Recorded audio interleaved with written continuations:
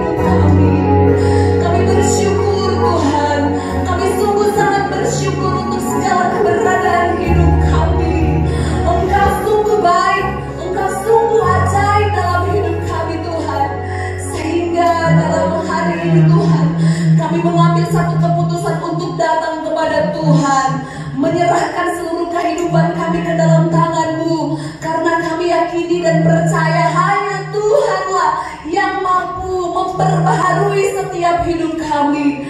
Tuhan Yesus, saat hari ini kami akan mulai ibadah kami. Kami akan memuji Tuhan, kami akan mempermuliakan nama Tuhan. Kami percaya Engkau hadir di tengah-tengah ibadah kami hari ini. Setiap kami diberkati, setiap kami dipulihkan oleh Tuhan. Kami merasakan mujizat Tuhan terjadi atas kehidupan kami. Terima kasih Tuhan Yesus, suasana ibadah kami serahkan ke dalam tangan-Mu yang berkuasa. Kami akan bertepuk tangan, bersorak-sorai, memuji, mempermuliakan nama Tuhan. Kami akan mulai ibadah kami ini hanya di dalam nama Tuhan Yesus Kristus. Mari setiap kita yang percaya sama-sama katakan amin. Haleluya, haleluya. Kita semua lebih dari pemenang, amin. Amin, karena Dia Allah yang menjadikan kita lebih dari pemenang, karena kuasanya kuasa yang tidak dapat dibatasi oleh apapun. Haleluya. Kita angkat pujian kita, lebih dari pemenang dalam segala perkara. Haleluya.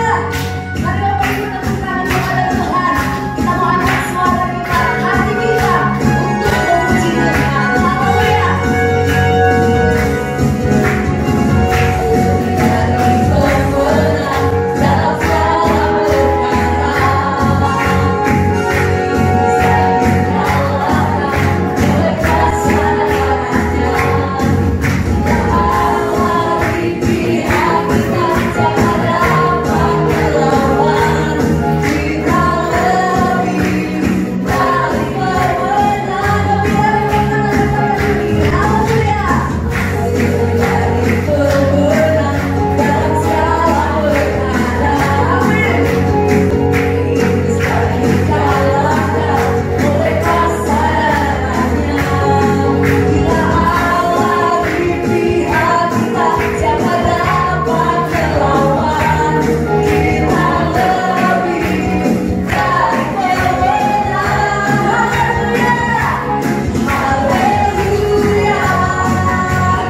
Kita memujinya, Yesus Raja segala raja. Haleluya, dan kita gerejanya, kita lebih dari pemenang. Lebih dari pemenang dalam segala perkara. Haleluya. Bisa dikalahkan oleh kuasa Dia. Bila Allah di pihak kita, siapa dapat melawan? Kita lebih dari pemenang. Haleluya, haleluya. Kita memujinya, Yesus Raja segala raja.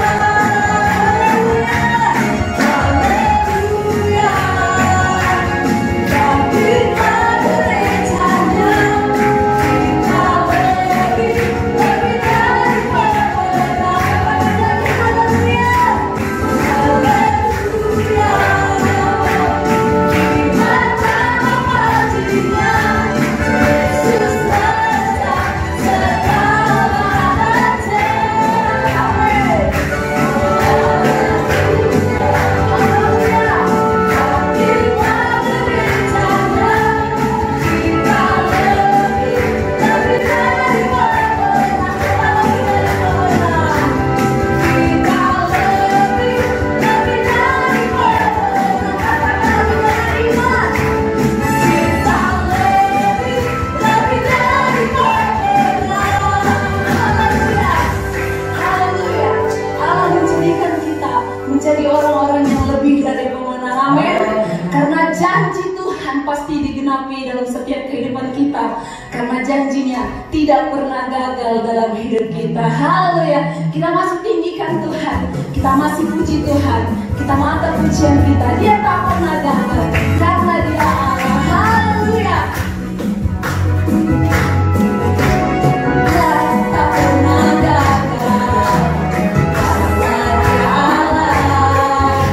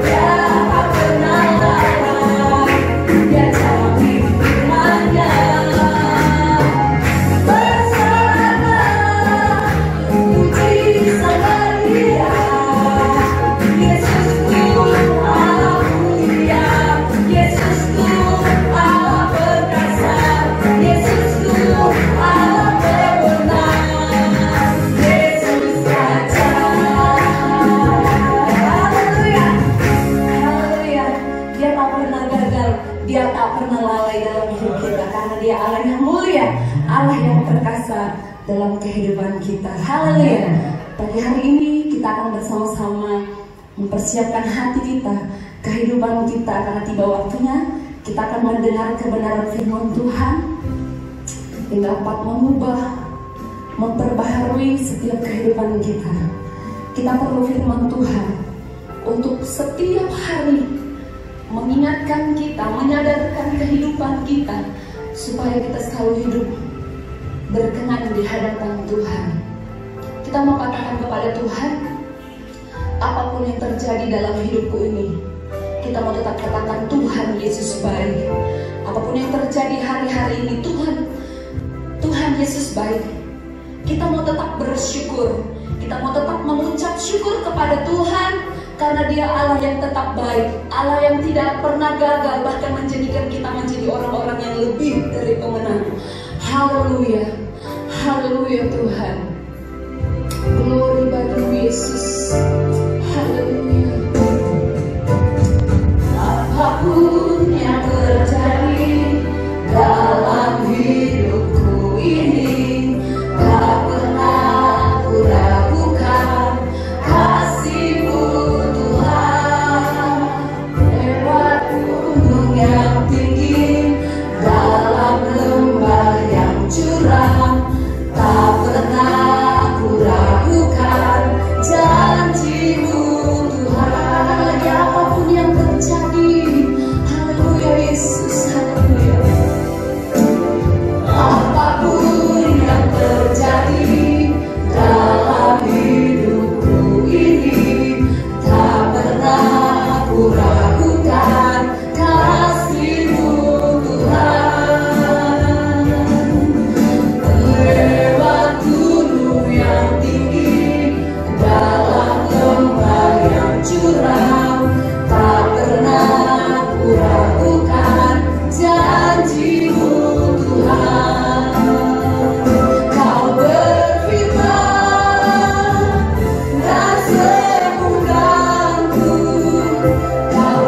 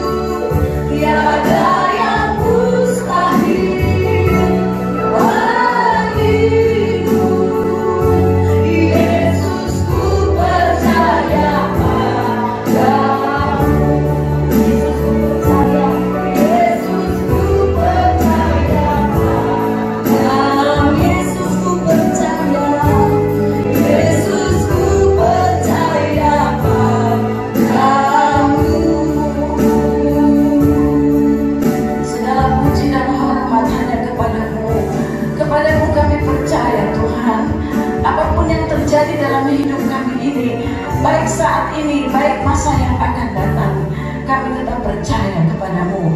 Karena Yesus, Engkaulah yang sudah berkorban bagi kami. Engkau yang sudah merasakan segala penderitaan manusia, sehingga Engkau mati di salib untuk keselamatan manusia.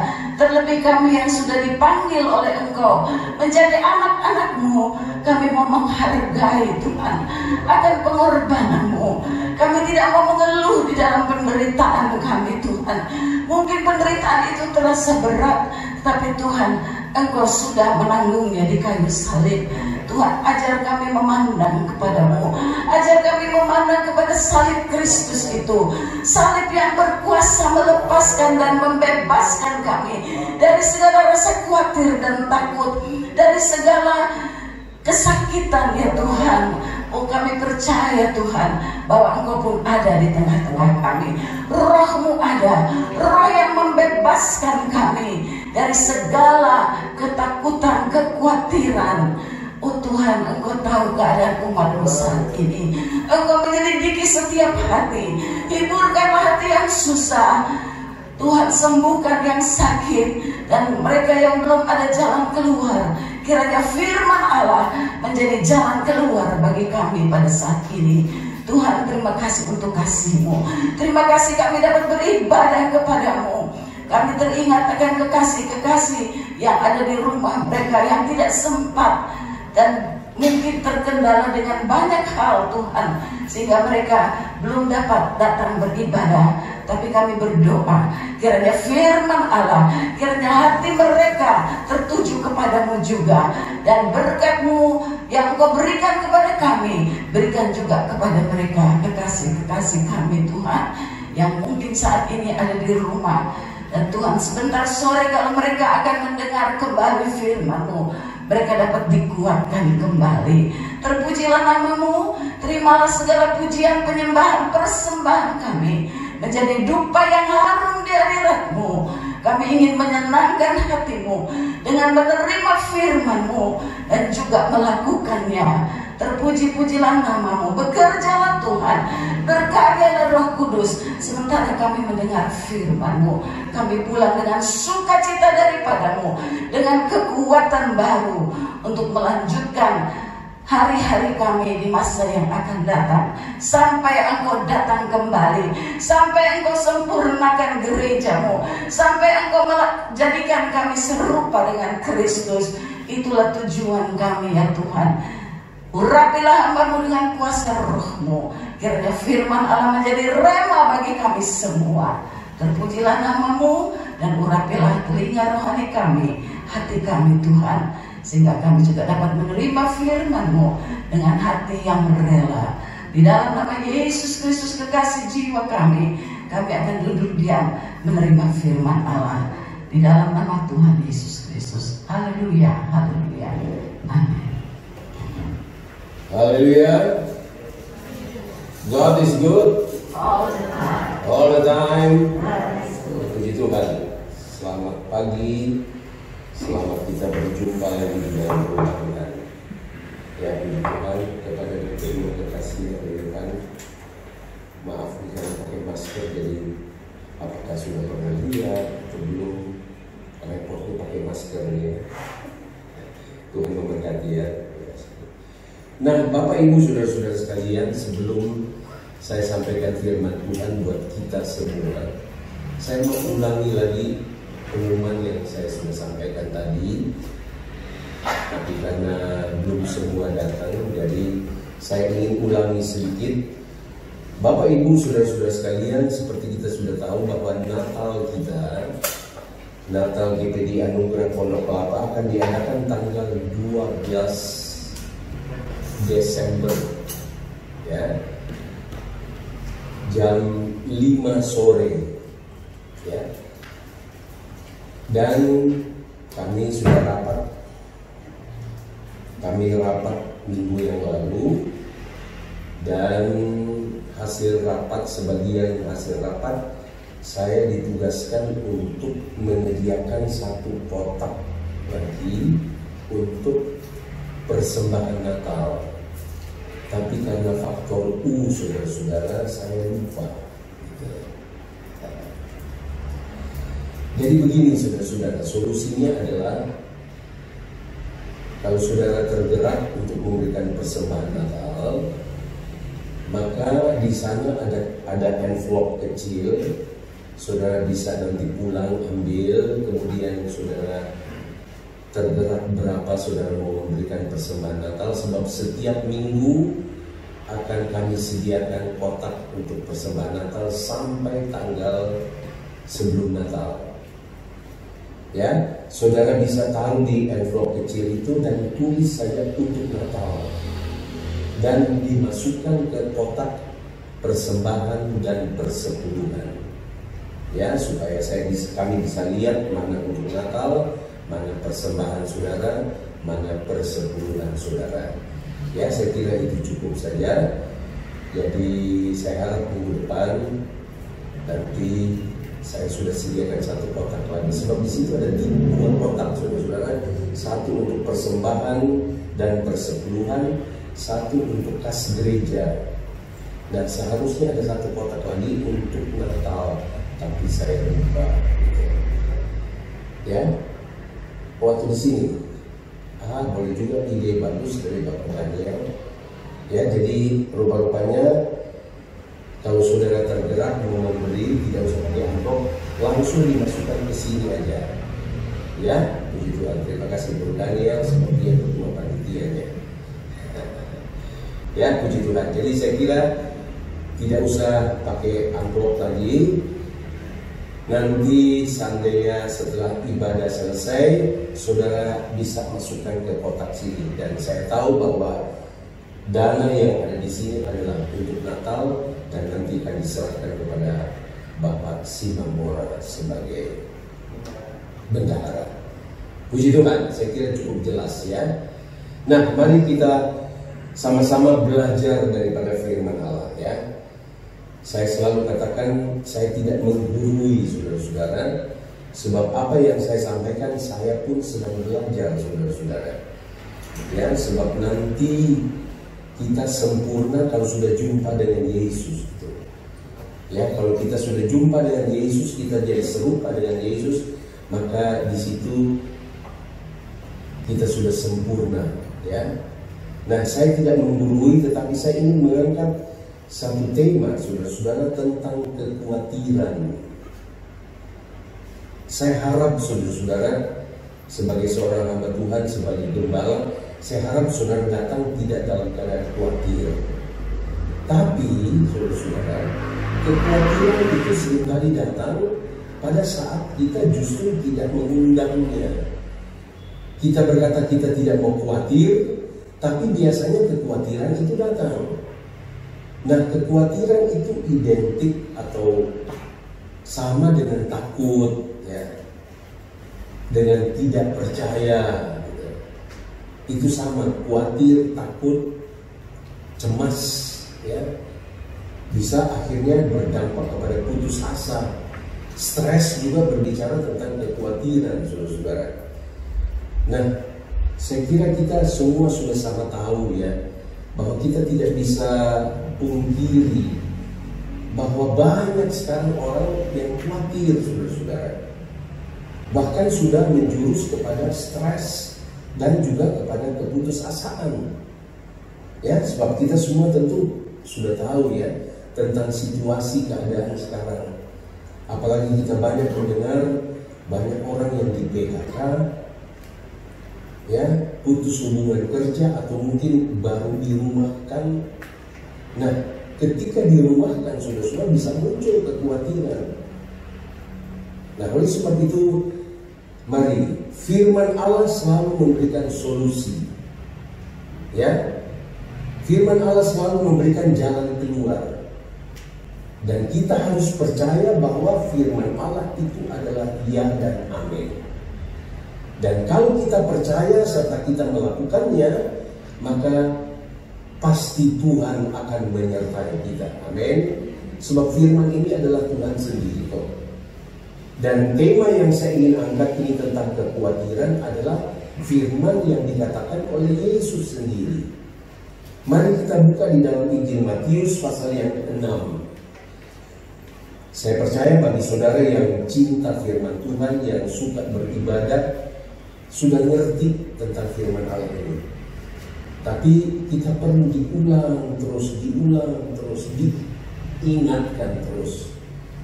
Ya, dan saya harap sekali lagi bahwa tidak ada yang datang dalam keadaan khawatir. Tapi saya tidak tahu, barangkali begitu kita keluar dari gereja ini, kita disambut dengan kekhawatiran yang ada di luar. Ya, nah oleh sebab itu bagaimana solusi untuk mengatasi kekhawatiran, ketakutan, kecemasan, stres, katakanlah. Ya, kita buka di dalam Injil Matius pasal 6 di ayat 25 sampai dengan ayat yang ke-33.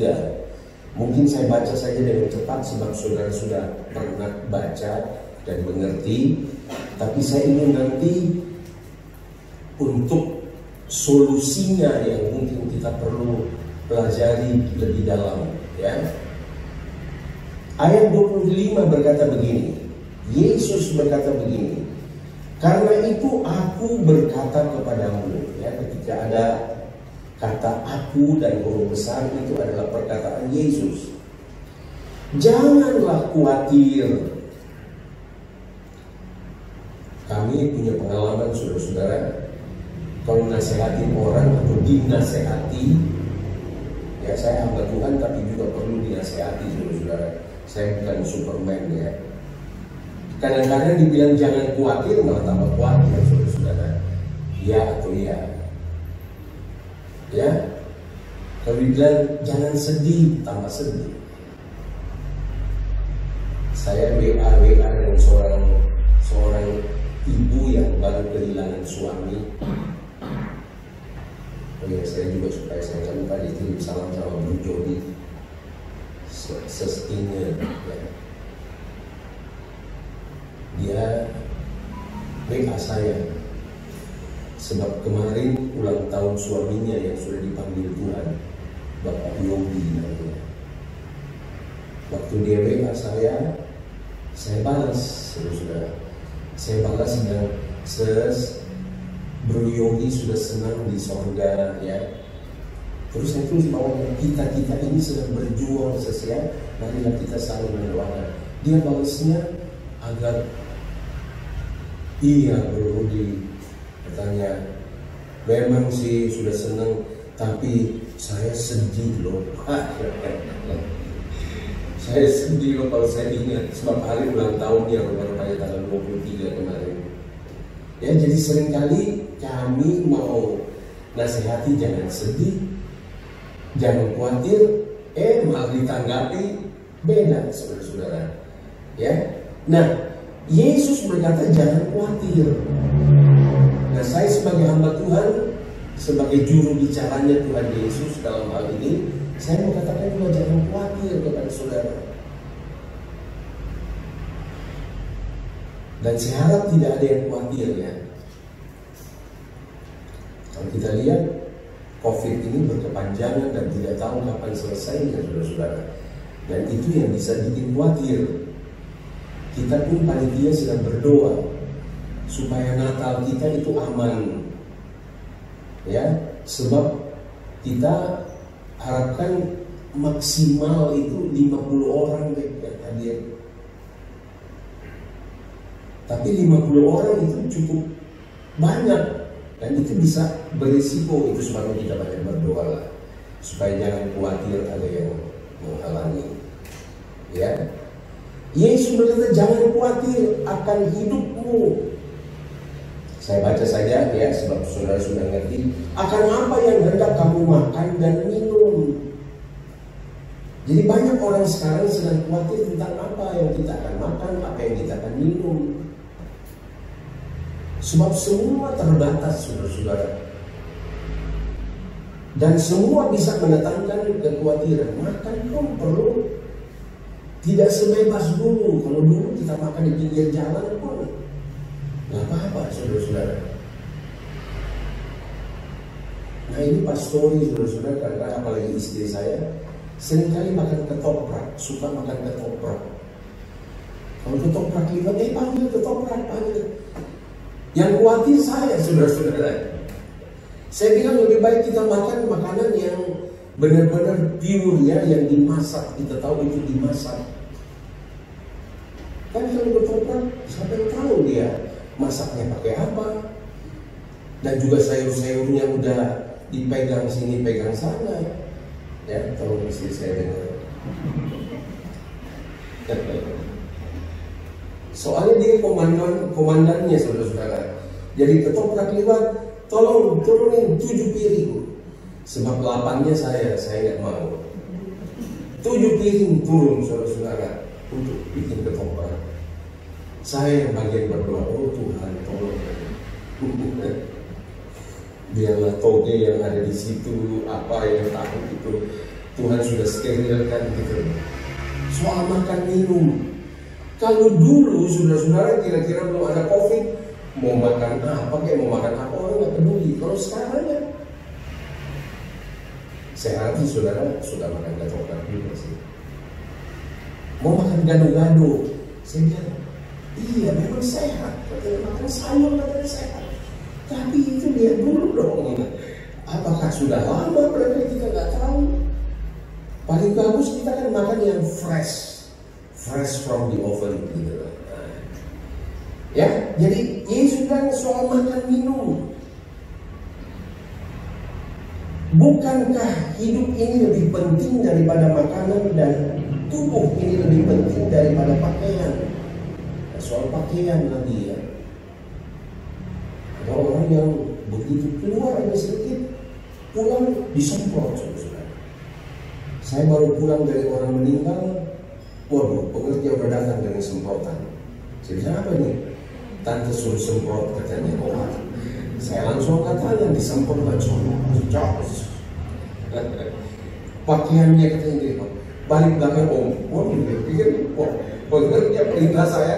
Ya, saya terima balik belakang disemprot. Saya pikir ya iya juga lah, sebab saya baru pulang dari orang yang meninggal, saudara-saudara. Ya, nah begini juga Tuhan berkata soal makan minum. Saya lanjut aja deh, sebab solusi saya adalah di ayat yang terakhir, ya, dan kita semua sudah tahu. Jadi bukankah kamu jauh lebih melebihi burung-burung itu? Ayat 27. Siapakah di antara kamu yang karena kekhawatirannya dapat menambahkan sehasta saja pada jalan hidupnya? Ayat ini penting, saudara-saudara. Walaupun kita berjaga, kita ekstra berjaga dan lain-lain sebagainya, tapi Tuhan berkata, siapa yang bisa menambah sehasta umurmu? Artinya, saudara-saudara, bahwa hanya Tuhan yang bisa menambah sehasta ataupun umur panjang kepada kita. Amin. Walaupun COVID ini tidak selesai, tapi kalau Tuhan berkata kamu tetap sehat, saudara-saudara. Amin. Saya lindungi kamu, saya jaga kamu, kita tetap terlindungi. Tapi kalaupun COVID itu sudah berlalu, Tuhan bilang selesai, saudara-saudara. Ini ayat ini maknanya seperti itu. Saya baca selanjutnya di ayat 28. Dan mengapakah kamu khawatir akan pakaian? Perhatikanlah bunga bakung di ladang yang tumbuh tanpa bekerja dan tanpa memintal. Namun aku berkata kepadamu, Salomo dalam segala kemegahannya pun tidak berpakaian seindah salah satu dari bunga itu. Ya, kita semua sudah tahu lah, saya tidak perlu panjang-panjang sebab saya dibatasi oleh waktu. Ya, saya lanjut saja. Ayat 30. Jadi jika demikian Allah mendandani rumput di ladang yang hari ini ada dan besok dibuang ke dalam dapur api, tidaklah Ia akan terlebih lagi mendandani kamu, hai orang yang kurang percaya. Rupanya salah satu kriteria tentang khawatir itu adalah orang yang kurang percaya. Jadi orang yang kurang percaya kepada Tuhan itu disebut orang yang suka khawatir, orang yang takut. Tapi kita tidak usah kecewa, saudara-saudara. Di Alkitab ada seorang hamba Tuhan, seorang nabi yang disebut Elia, yang begitu hebat. Nabi-nabi Baal dibabat sama dia, saudara-saudara. 450 nabi Baal dia babat habis. Tapi cuma satu Isabel bilang, Elia, apa yang kau buat sama nabi-nabi Baal itu nanti kau akan juga saya gituin kamu. Kira-kira bahasa saya lah. Ketakutan si Elia yang begitu hebat, saudara-saudara. Jadi kalau saya sampaikan tentang khawatir, kalian jangan merasa tertuduh lagi, ya. Sebab saya pun sebagai hamba Tuhan sering khawatir, saudara-saudara. Tapi untung ada solusi firman Allah. Itulah keuntungan kita sebagai anak Tuhan, bahwa kita punya solusi. Yang paling berbahaya ketika kita menghadapi sesuatu dan tidak ada solusinya, ya. Tapi persoalan yang besar sekalipun, yang dahsyat sekalipun, tapi kalau ada solusi jalan keluar, tenang saudara-saudara, sebab ada jalan keluarnya, ya. Jadi saya kembali di sini dikatakan bahwa orang yang kurang percaya itu dikategorikan adalah seorang yang khawatir, yang takut. Amin. Salah satu solusi Filipi pasal 4 ayat 6 kalau saya tidak salah. Di sana dikatakan Paulus berkata, jangan kamu khawatir, tapi kalau kamu khawatir, nyatakan itu kepada Tuhan melalui doa dan ucapan syukur. Nah, itu solusinya, saudara-saudara. Paulus berkata jangan khawatir, tapi kalau kamu khawatir, ya berdoalah kepada Tuhan. Itu solusinya. Nah, kita akan melihat solusi di dalam Matius pasal 6 ini. Saya lanjut di ayat 31. Sebab itu janganlah kamu khawatir. Beberapa kali disebut jangan khawatir, jangan khawatir. Janganlah kamu khawatir dan berkata, apakah yang akan kami makan? Apakah yang akan kami minum? Apakah yang akan kami pakai? Dan seringkali saudara-saudara, inilah kekhawatiran manusia soal makan minum, ya. Soal pakai. Apalagi orang kalau yang suka berdandan, ya, yang suka pakai baju bermerek gitu loh.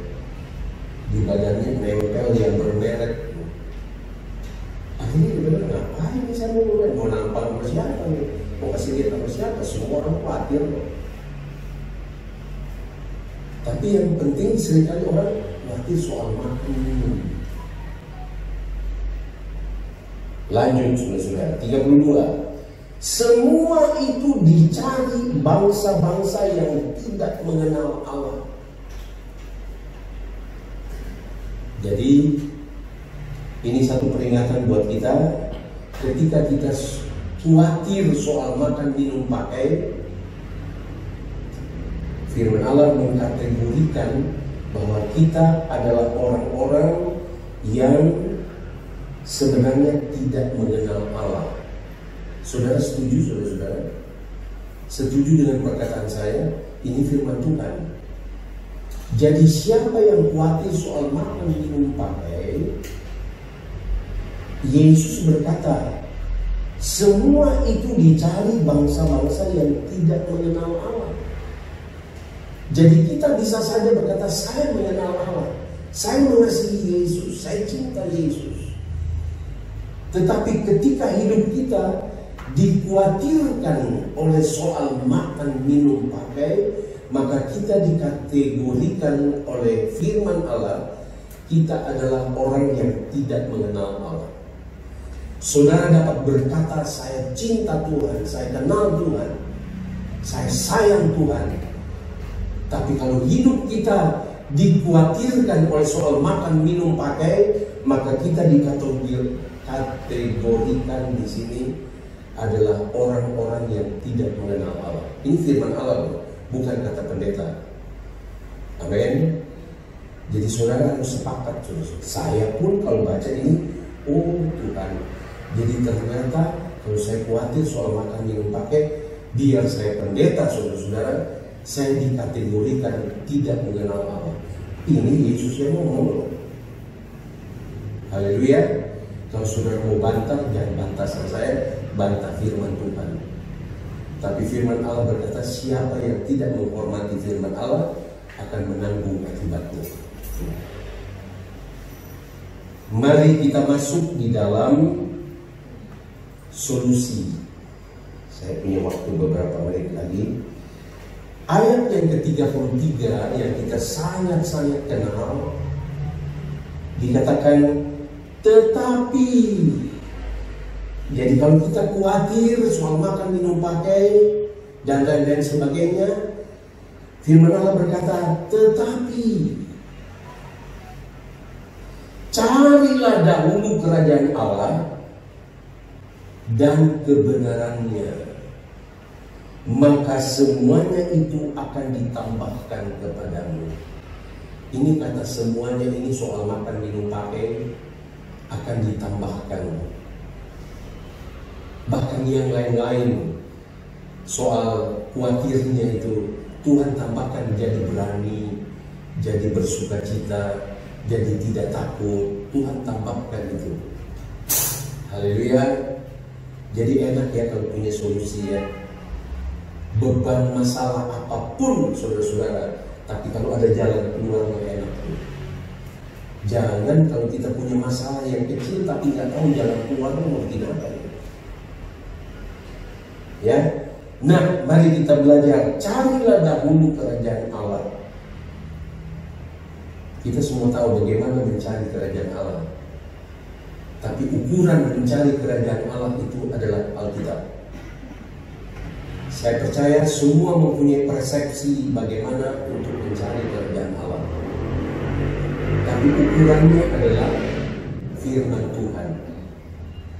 Nah, saya mau angkat saudara-saudara satu kisah di dalam Alkitab, bagaimana kita mencari kerajaan Allah dengan kebenarannya.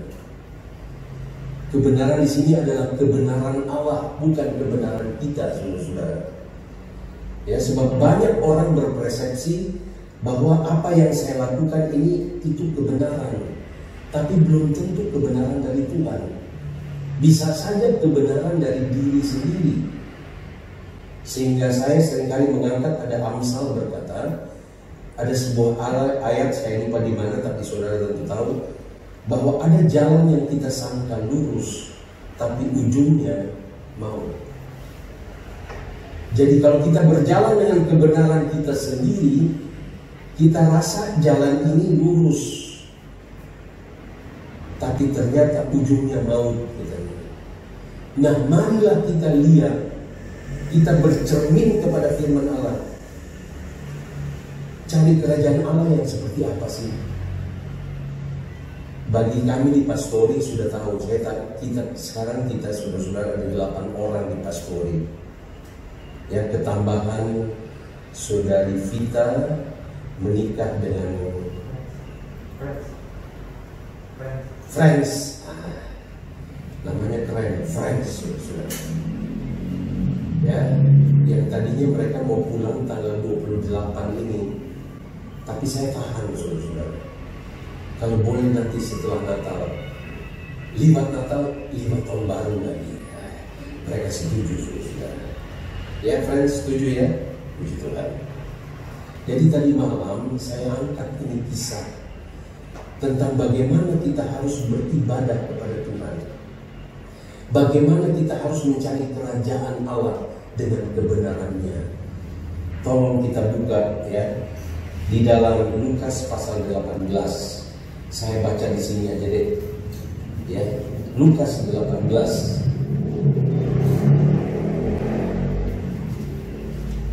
Ada. Lukas 18 ayat 25. Maaf, ayat 9. Lukas 18 ayat 9. Nah, ini berbicara tentang bagaimana kita mencari kerajaan Allah. Ya, mana? Oke, saya baca aja. Lukas 18 ayat 9. Tuhan Yesus berkata begini, dan kepada beberapa orang yang menganggap dirinya benar dan memandang rendah semua orang lain, Yesus mengatakan perumpamaan ini. Jadi Yesus memberikan satu perumpamaan yang ditujukan kepada orang-orang yang menganggap dirinya itu benar. Ya, itu sebabnya saya katakan jangan kita pakai kebenaran sendiri, tapi kita harus pakai kebenaran yang diarahkan oleh firman Allah. Itu sebabnya saya katakan tadi, Amsal berkata ada jalan yang kita sangka lurus, menurut anggapan saya lurus, tapi sebenarnya ujungnya itu membawa kepada maut. Ayat berikut, ayat 10. Ini perumpamaannya. Ada dua orang pergi ke bait Allah. Sama dengan kita pergi ke bait Allah ya, untuk berdoa. Yang seorang adalah Farisi dan yang lain itu adalah pemungut cukai. Saya kira saya tidak perlu terlalu detail kepada saudara sebab saudara sudah tahu. Tapi pemungut cukai ini, orang Farisi ini adalah gambaran orang yang tahu firman tapi tidak melakukan. Itu orang Farisi. Dia tahu firman, dia tahu Taurat, tapi tidak melakukan. Sementara Tuhan mau ketika kita tahu firman, Tuhan mau kita menjadi pelaku firman. Amin. Sehingga Yakobus berkata, siapa yang tahu firman dan tidak melakukannya, itu pada hakikatnya imannya itu mati. Bukan saya yang bilang ya, Yakobus berapa tuh nanti silakan saudara cari. Nah, Farisi ini orang yang tahu firman, tahu Taurat, tapi tidak melakukan. Sementara orang pemungut cukai sebenarnya juga tidak disukai oleh Yesus. Dua-dua orang ini yang pergi ke bait Allah tidak disukai oleh Tuhan. Sebab pemungut cukai itu adalah seorang pemungut yang suka melebih-lebihkan. Seharusnya bayar cukainya itu barangkali 100, tapi dia bilang enggak, harus 300. Atau seharusnya 100, dia bilang enggak, harus 400. Contohnya adalah ketika Zakheus jumpa dengan Yesus. Begitu dia jumpa dengan Yesus, Zakheus berkata, aku akan kembalikan apa yang aku telah ambil dari orang 4 kali lipat. Kira-kira itu ukurannya, saudara-saudara. Zakheus adalah seorang pemungut cukai, tapi ketika dia jumpa dengan Yesus, hatinya berubah. Sehingga dia berkata, setengah dari hartaku aku akan berikan kepada orang miskin. Dan orang yang telah aku ambil hartanya, aku ganti dengan 4 kali lipat. Berarti dengan ukuran ini pemungut cukai suka ambil 4 kali lipat, saudara-saudara. Jadi dua-duanya sebenarnya nggak disukai oleh Yesus. Tapi mereka pergi ke rumah Allah. Mari kita lanjut, saudara. Bagaimana mencari kerajaan Allah dengan segala kebenarannya? Ayat berikut. Orang Farisi itu berdiri dan berdoa dalam hatinya. Artinya, saudara-saudara, Tuhan gak lihat kita punya performance yang dari luar. Tidak. Saya pakai dasi begini, Tuhan gak lihat dasi saya, saudara-saudara.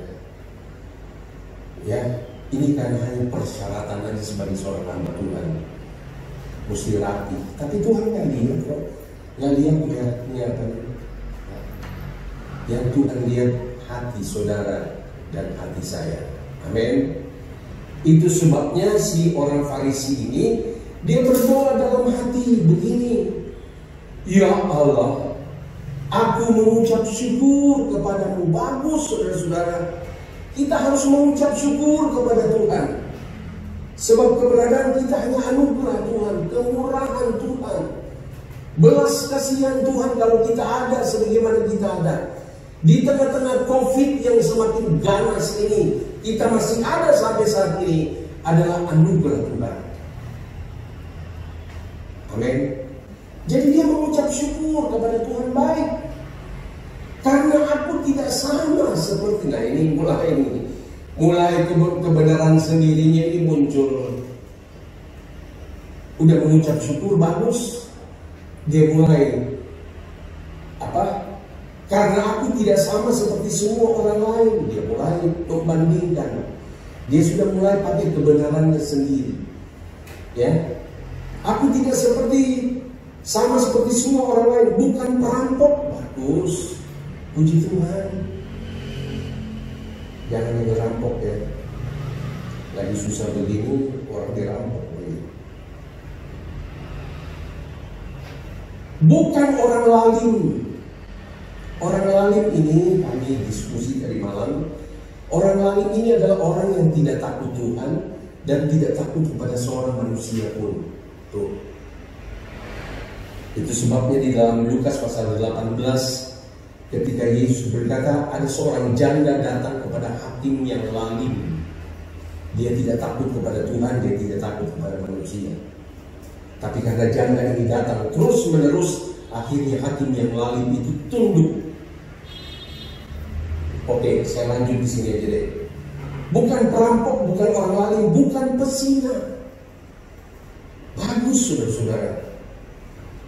Dan bukan juga seperti pemungut cukai ini. Nah disinilah yang Tuhan tidak senang.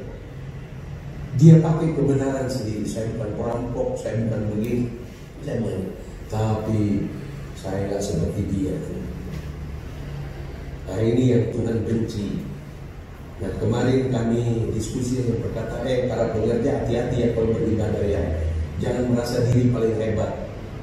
Saya pun berusaha, Tuhan tolong. Saya nggak mau merasa diri saya lebih hebat. Ya, kita sama di hadapan Tuhan, amin. Saudara punya kelebihan, saudara punya kekurangan. Saya punya kelebihan, saya juga punya kekurangan. Ya, dia mulai berkata tidak seperti pemungut cukai ini. Lanjut di ayat 12. Aku berpuasa 2 kali.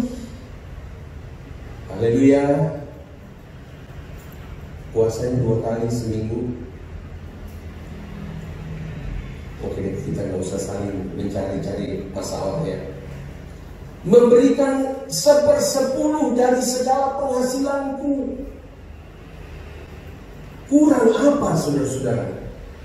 Bukan perampok, bukan orang lalim, bukan pesina, mengembalikan milik Tuhan. Itu semua yang disenangi oleh Tuhan. Tapi ada satu cacatnya. Karena dia pakai kebenaran sendiri. Aku tidak seperti si A, aku tidak seperti si B. Jangan kita menghakimi orang lain. Sebab firman Allah berkata, penghakiman itu adalah miliknya Tuhan. Amin. Amin. Jangan ambil haknya Tuhan. Itu dosa banget saudara-saudara. Ya. Nah inilah yang dilakukan. Dia menghakimi orang lain. Dia rasa dia lebih benar daripada.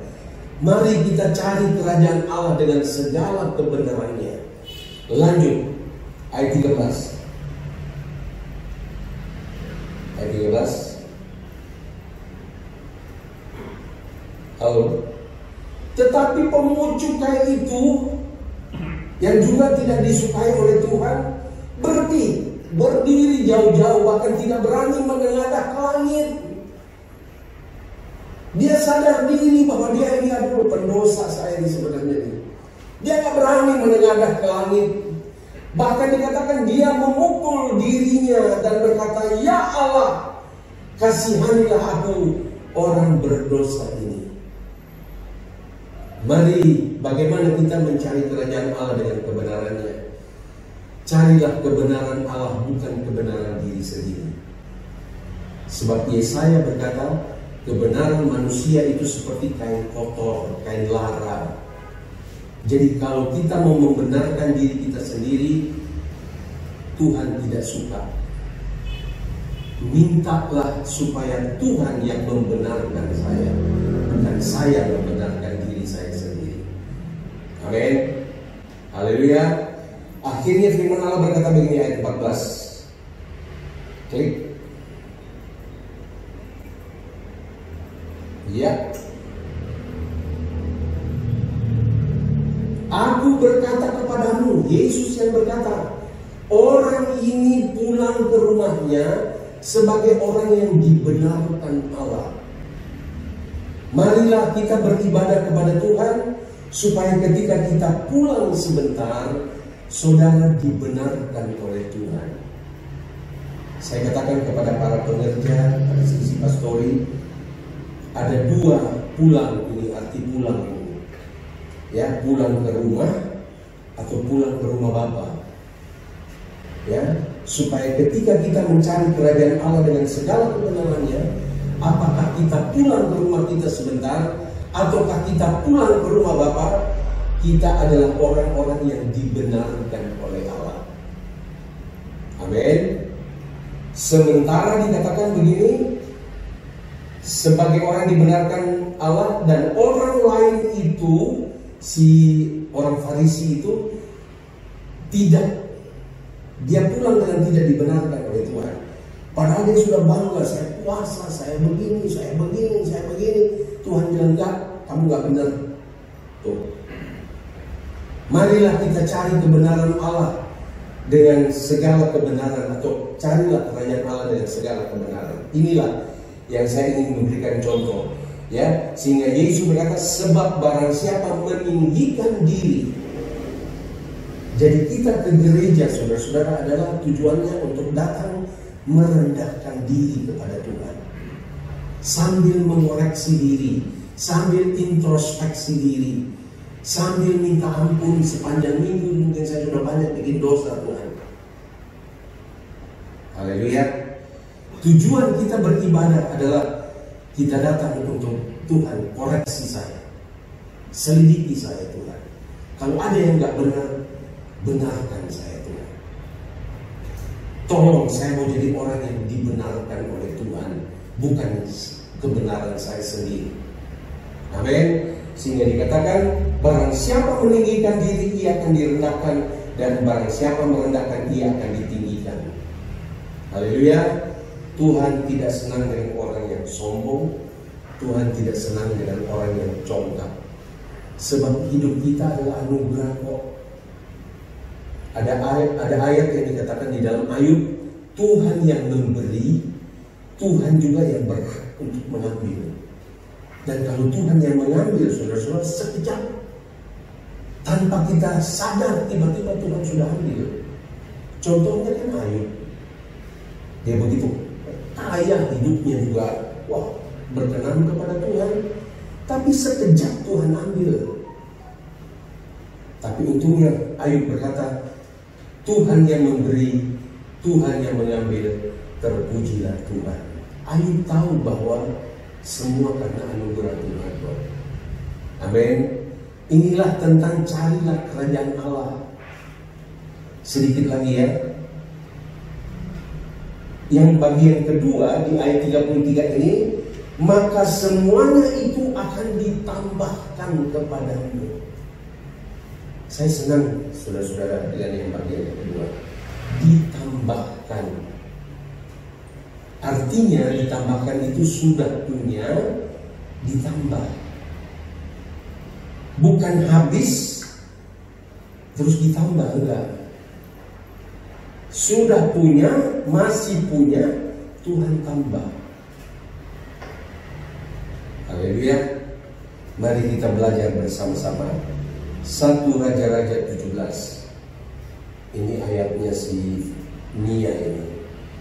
Dia baru-baru bawa firman, dia bawa tentang Elia. 1 Raja-Raja 17.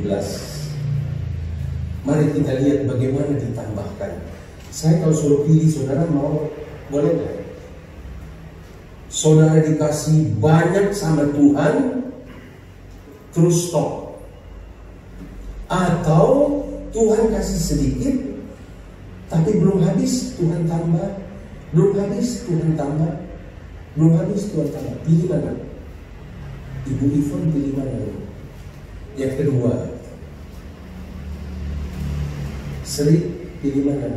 Dikasih penuh, tapi habis itu stop. Atau Tuhan kasih sedikit, tahu-tahu bangun ada lagi, bangun ada lagi. Pilih mana sih? sorga menantimu. Haleluya. 1 Raja-Raja 17. Ya, kita tahu ceritanya ini ayat yang ke 12. Kita tahu ada masa sukar, saudara-saudara, masa kelaparan, ya. Tapi Elia itu adalah seorang hamba Tuhan yang taat kepada Tuhan. Dia disuruh pergi ke sungai Kerit. Dalam masa kelaparan ada burung gagak yang pelihara dia. Setiap hari dikasih roti, dikasih daging. Tuh, hamburger namanya kalau zaman sekarang, ya. Kemudian setelah sungai Kerit itu kering, Tuhan berkata, Elia, sekarang engkau pergi ke Sarfat. Di sana nanti ada seorang janda yang akan ketemu dengan kamu. Elia taat, saudara-saudara. Kalau dibilang, Elia pergi kamu ke Sarfat, ada konglomerat lagi nunggu kamu. Itu mah langsung semua senang, ya. Ada konglomerat. Tapi Tuhan berkata ada janda Sarfat yang sedang menunggu kamu. Tuh. Tapi Elia taat. Saudara-saudara, marilah kita belajar taat. Amin. Kalau Yesus berkata jangan khawatir, jangan khawatir. Haleluya. Amin. Kalau Tuhan berkata jangan khawatir. Tapi saya katakan ada solusinya. Jadi kalau kekhawatiran datang, marilah kita cari kerajaan Allah. Cari wajah Yesus. Sembah Dia, puji Dia. Baca renungkan firman Tuhan. Itu namanya cari kerajaan Allah. Elia disuruh ke janda Sarfat. Ayat berapa tadi? 12. Jadi waktu Elia datang, dia lihat ada seorang janda perempuan lagi cari kayu api. Waktu jumpa, ayat ini berkata begini. Elia berkata, Bu, tolong ambilin saya air, saya haus. Itu ibu Sarfat, ya hitung 3, saudara-saudara. Dia mau pergi ambil air. Elia bilang begini, Bu, juga jangan lupa ya, rotinya juga ya. Nah, waktu Elia minta roti sama air, janda ini rasanya seperti ulut. Muncullah perkataan ini. Perempuan itu menjawab, demi Tuhan Allahmu yang hidup, sesungguhnya aku ada roti. Aku tidak ada roti padaku sedikit pun, kecuali segenggam tepung dalam tempayan dan sedikit minyak dalam buli-buli. Dan sekarang aku sedang mengumpulkan 2-3 potong kayu api. Kemudian aku mau pulang mengolahnya bagi aku dan anakku. Setelah itu kami mati. Tuh. Berarti ibu janda ini dalam keadaan yang tidak berpengharapan. Karena kondisi pada saat itu masa kering. Sama dengan keadaan sekarang, saudara-saudara. Kalau kita hitung-hitung, semua serba terbatas. Semua serba begini, nggak boleh, nggak begini. Seperti tidak ada pengharapan. Banyak orang seperti berkata, lama banget nih COVID ini. Sehingga kehilangan pengharapan. Mana Tuhan kita yang hebat ini? Tapi kita belajar dari sini. Ya, Elia berkata, buatlah seperti apa yang aku katakan. Artinya mari hormati firman Allah, saudara-saudara. Apa yang dikatakan Yesus, jangan bukti. Maka kita belajar minta dari Tuhan. Roh Kudus, tolong saya tidak mau khawatir. Saya berbicara dengan seorang dokter, saudara-saudara. Ya, saya sebut saudara kenal. Saya bilang, benar nggak kok? Kalau orang khawatir, imun tubuhnya itu menurun sehingga dia gampang diserang penyakit. Dokter bilang, iya. Saya bilang, itu sebabnya jangan khawatir. Alhamdulillah. Elia berkata, buatlah dulu. Padahal secara logika, secara kondisi, secara keadaan, perempuan ini sudah bilang kami mau mati. Gak ada apa-apa lagi, cuma punya segenggam tepung sedikit minyak. Lanjut ayat 13. Sebab beginilah firman Tuhan. Jadi mari saudara-saudara, hormatilah firman Tuhan. Amin. Hormati perkataan Yesus di berkata, jangan khawatir. Haleluya. Dia bilang beginilah firman Tuhan Allah Israel, tepung dalam tempayan itu tidak akan habis, dan minyak dalam buli-buli itu pun tidak akan berkurang sampai pada waktu Tuhan memberi hujan ke atas muka bumi. Ketika Elia menyampaikan firman Allah, muncul iman di dalam ibu janda ini. Saya harap ketika kita mendengar firman Allah, sebab Roma berkata, iman itu datang dari mendengar firman Allah. Itu sebabnya kita harus beribadah kepada Tuhan. Sebab dalam ibadah ada nasihat, ada firman Allah yang akan menimbulkan iman kita. Jadi ketika Elia menyampaikan firman Allah ini, timbul iman di dalam ibu janda ini.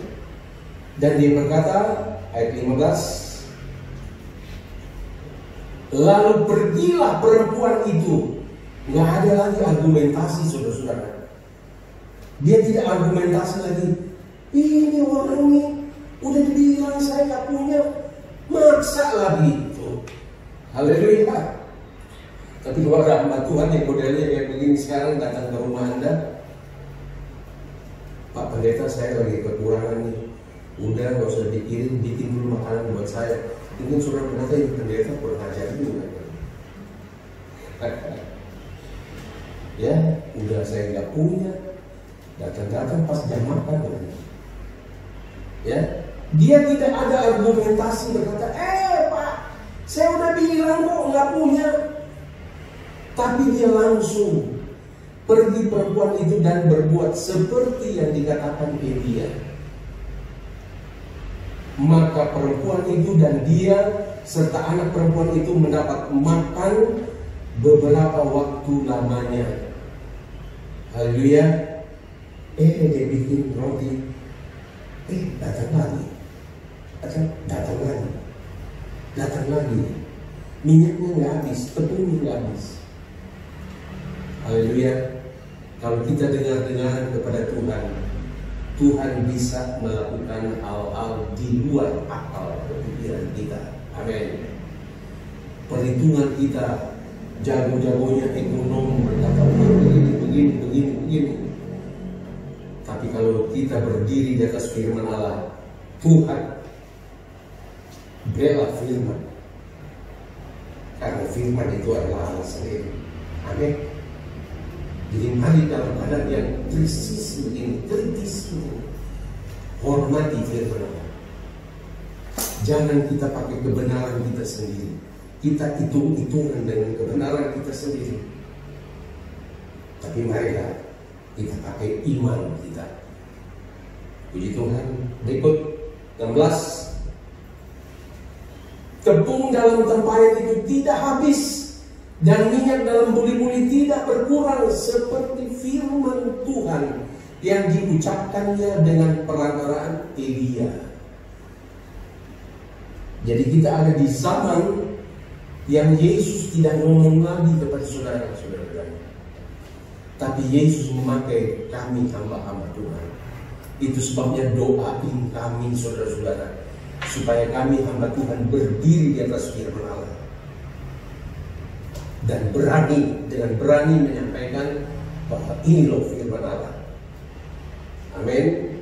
Tugas jemaat adalah berdoa buat gembalanya, buat hamba-hamba Tuhan, supaya kita berani menyampaikan firman Allah, ya di atas ya, tidak di atas tidak. Haleluya.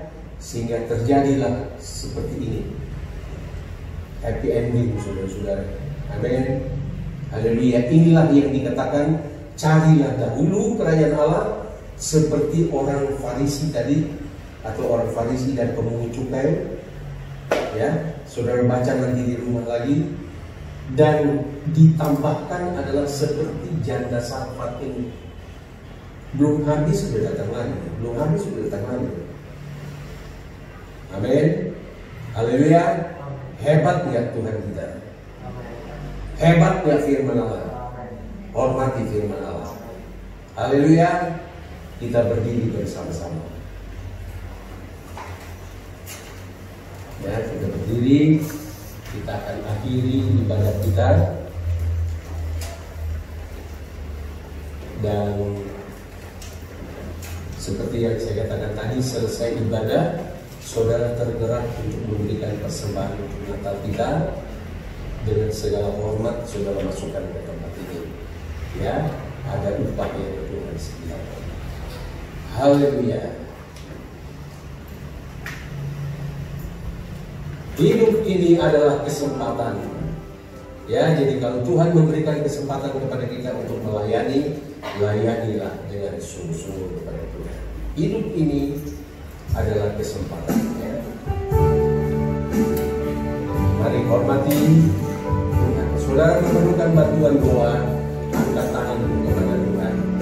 Saya doakan saudara, Tuhan yang akan memberkati saudara. Hidup ini adalah kesempatan. Hidup ini untuk melayani Tuhan. Jangan sia-siakan apa yang Tuhan beri. Hidup ini harus jadi berkat. Kita berhenti dulu. Jadi hidup ini adalah kesempatan. Janda Sarfat mendapat kesempatan. Dia jumpa dengan Elia dan dia tidak sia-siakan kesempatan itu walaupun kondisi tidak mendukung. Tapi dia manfaatkan kesempatan bahwa dia hormati perkataan Elia sebagai hamba Tuhan. Dia lakukan sehingga dia menjadi berkat buat Elia. Hidup ini adalah kesempatan. Hidup ini untuk melayani Tuhan. Oh, jangan sia-siakan apa yang Tuhan beri. Hidup ini harus jadi berkat. Haleluya. Oh Tuhan, pakailah hidupku selagi aku masih kuat. Ya, bila saatnya nanti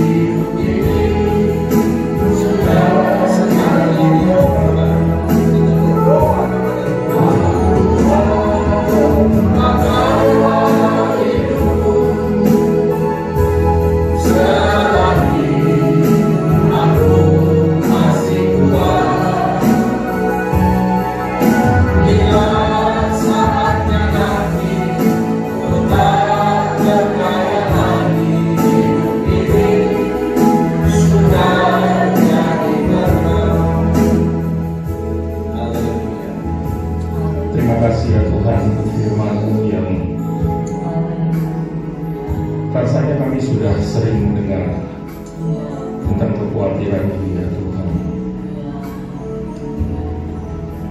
Tapi kalau firman-Mu datang kembali dengan topik yang sudah pernah kami dengar ini, tentu ada maksud yang Tuhan mau di dalam kehidupan kami. Engkau tahu hati kami semua ya Tuhan. Kami tidak bisa memakai kebenaran kami sendiri dan menganggap kami dapat mengatasi semua perkara, apalagi di hari-hari seperti ini. Engkau tahu hati kami semua. Itu sebabnya firman-Mu kembali diulangi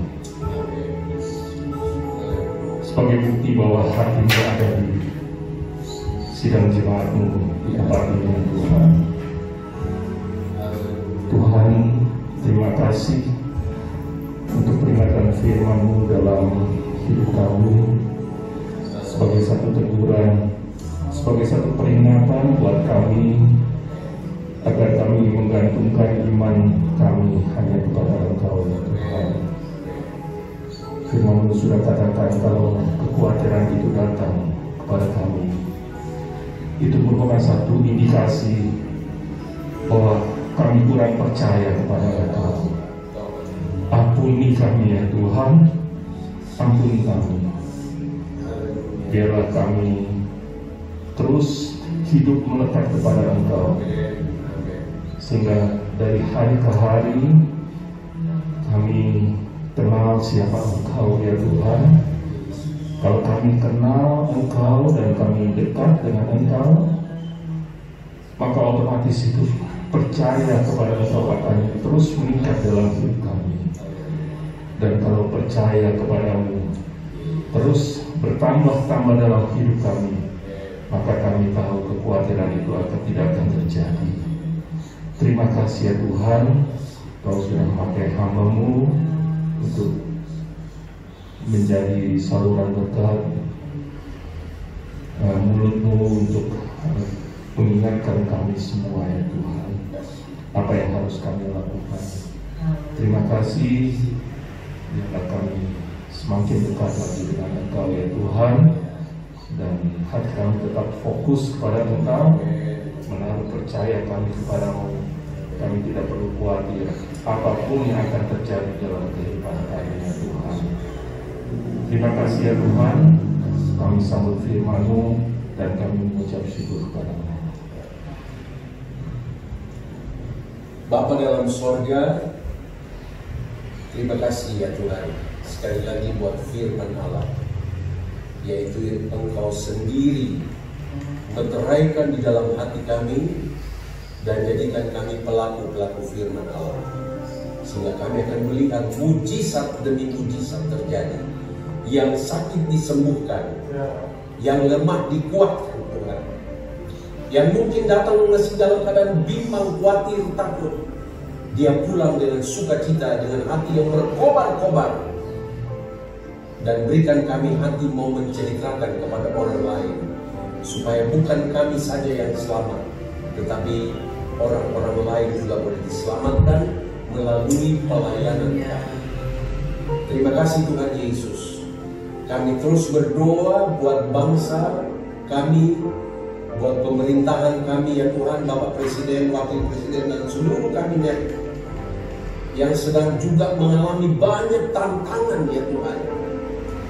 Tapi Tuhan kuatkan mereka, dan biarlah mereka terus berjuang ya Tuhan bersama dengan para medis, para dokter untuk menangani COVID-19 ini. Tuhan berikan hikmat, dan kami juga terus berdoa biarlah Engkau patahkan COVID ini dalam waktunya Tuhan, bukan waktu kami. Terima kasih Tuhan Yesus, berkati jemaat-Mu yang sudah hadir Tuhan. Berikan iman ya Tuhan, berikan sukacita, berikan damai sejahtera, berikan hati yang berkobar-kobar bahwa Engkau hebat ya Tuhan, Engkau Tuhan yang dahsyat, Engkau adalah Tuhan yang benar, firman-Mu adalah ya dan amin. Terima kasih, Dan biarlah saudara-saudara pulang dengan damai dan sejahtera, pulang dengan sukacita, pulang dengan merasa diberkati oleh Tuhan. Dan nama Tuhan saja dipuji dan dibesarkan. Dan oleh sebab itu, Bapak Ibu saudara-saudara sekalian, pulanglah dengan membawa berkat daripada Allah Bapa, kasih sayang daripada Yesus Kristus, dan persekutuan di dalam Roh Kudus sekarang sampai selama-lamanya. Dan berkat ini kita terima dalam nama Tuhan Yesus Kristus, dan semua yang diberkati Tuhan berkata amin.